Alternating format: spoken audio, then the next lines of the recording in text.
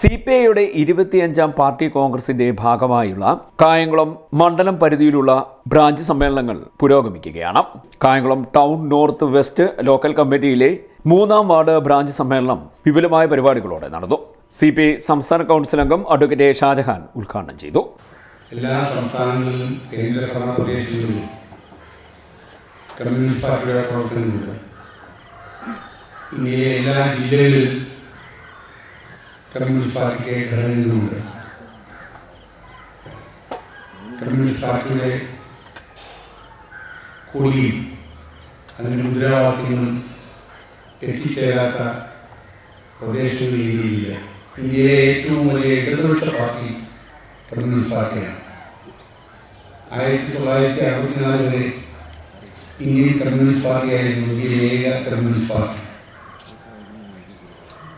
അതിനനുസരിച്ച് 2 പ്രാവശ്യം Indian communist പാർട്ടിയുടെ നേതാക്കന്മാർ ഇന്ത്യയുടെ പ്രതിപക്ഷ നേതാവ് തന്നെയായിട്ടുള്ള ലോക്സഭയിൽ.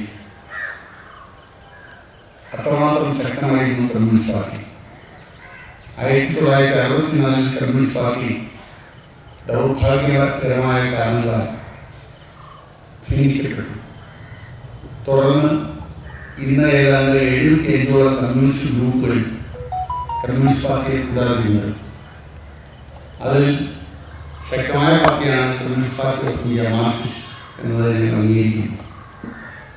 പക്ഷേ അതിൽ നിന്നും വ്യത്യസ്തമായി ചില പ്രത്യേക കേന്ദ്രങ്ങളിൽ ഉള്ള പ്രത്യേക വളർച്ച എന്നതിൽ നിന്ന് വ്യത്യസ്തമായി ഇന്ത്യയിലൊട്ടാകെ എല്ലാ തലങ്ങളിലും ഏതാണ്ട് ഒരുപോലെ സമമായ വളർച്ചയോടെ സംഘടനാപരമായി പ്രവർത്തിക്കുന്ന ലോക കമ്മ്യൂണിസ്റ്റ് പ്രസ്ഥാനവുമായി ബന്ധമുള്ള ഏക കമ്മ്യൂണിസ്റ്റ് പാർട്ടിയാണ് Indian communist party.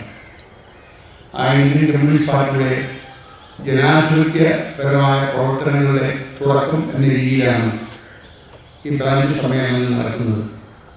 Communist party രാജ്യത്ത് എങ്ങനെ പ്രവർത്തിക്കണം, കമ്മ്യൂണിസ്റ്റ് പാർട്ടിയുടെ നേതൃത്വത്തിൽ നടത്തിയിരുന്ന അടിയന്തര പ്രാധാന്യമുള്ള പ്രക്ഷോഭങ്ങൾ എന്തൊക്കെയാണ്, ആസന്ന ഭാവിയിൽ കമ്മ്യൂണിസ്റ്റ് പാർട്ടിയുടെ രാഷ്ട്രീയ നിലപാട് എന്താണ്, ആരാണ് കമ്മ്യൂണിസ്റ്റ് പാർട്ടിയുടെ മുഖ്യ ശത്രു, ആരാണ് രാജ്യത്തിൻ്റെ മുഖ്യ ശത്രു, രാജ്യത്തെ മുഖ്യ ശത്രുക്കളെ തുരത്തുന്നതിൽ കമ്മ്യൂണിസ്റ്റ് പാർട്ടി ആരോടെല്ലാം കമ്മ്യൂണിസ്റ്റ് പാർട്ടിക്ക് ബന്ധമാകാം, സഖ്യമാകാം, കമ്മ്യൂണിസ്റ്റ് പാർട്ടി ആരോടെല്ലാം ആരെയെല്ലാം ശത്രുപക്ഷത്ത് നിർത്തണം, കമ്മ്യൂണിസ്റ്റ് പാർട്ടിക്കുള്ളിൽ ഉള്ള പ്രവർത്തനങ്ങൾ എങ്ങനെയായിരിക്കണം, കമ്മ്യൂണിസ്റ്റ് പാർട്ടിയുടെ നേതാക്കന്മാർ, കമ്മ്യൂണിസ്റ്റ് പാർട്ടിയുടെ സാധാരണ പ്രവർത്തകർ.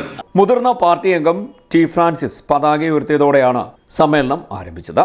രക്തസാക്ഷി മണ്ഡപത്തിൽ പുഷ്പാർച്ചന നടന്നു. ഗോപി അധ്യക്ഷത വഹിച്ചു. രക്തസാക്ഷി പ്രമേയം വിദ്യയും അനുശോചന പ്രമേയം വാഹിദും അവതരിപ്പിച്ചു. കുഞ്ഞുമോൻ സ്വാഗതം പറഞ്ഞു. കണക്കും റിപ്പോർട്ടും ബ്രാഞ്ച് സെക്രട്ടറി അഷ്റഫും അവതരിപ്പിച്ചു. സമ്മേളനത്തിൽ ജില്ലാ എക്സിക്യൂട്ടീവ് അംഗന്മാർ Girija, advocate A Ajikumar, A Rahim, Unni J Variyath, Nadir Shah Chettiyath, T A Naseer, Mini Salim, S A Latheef, Wahid, Ashtaman, T Francis, P Sudheer തുടങ്ങിയവർ സംസാരിച്ചു. ബ്രാഞ്ച് സെക്രട്ടറിയായി അഷ്റഫിനെയും അസിസ്റ്റന്റ് സെക്രട്ടറിയായി വിദ്യയെയും ലോക്കൽ സമ്മേളന പ്രതിനിധികളായി 11 അംഗങ്ങളെയും സമ്മേളനം തെരഞ്ഞെടുത്തു. CDNet news, Kayamkulam.